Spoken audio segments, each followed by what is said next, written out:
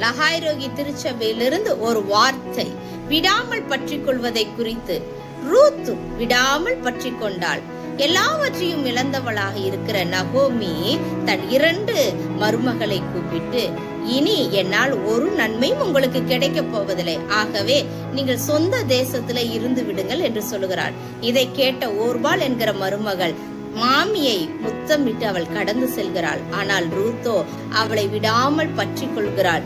ரூத்தின் சரித்திரம், வேதாகமத்தில் ரூத்தின் சரித்திரம் 1:14 இப்படியாய் வாசிக்கிறோம்.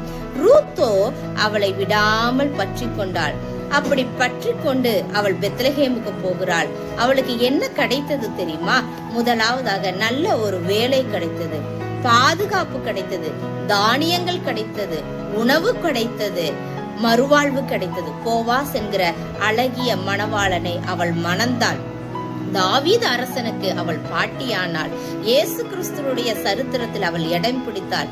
என்னை கேட்கிற கர்த்தருடைய பிள்ளைகளை, விடாமல் பற்றி கொள்ளுங்கள். தேவனை பற்றி கொள்ளும் போது வயல்வெளியாகிய சபையை கர்த்தர் கொடுப்பார், வசனமாகிய உணவை கொடுப்பார், பாதுகாப்பை கொடுப்பார். அது மாத்திரமல்ல, உங்களை சரித்திரத்துல இடம் பெற கர்த்தர் உதவி செய்வார். விடாமல் பற்றி கொள்ளுங்கள், மறுவாழ்வை அடையுங்கள். கர்த்தர் உங்களை ஆசீர்வதிப்பாராக. ஆமென்.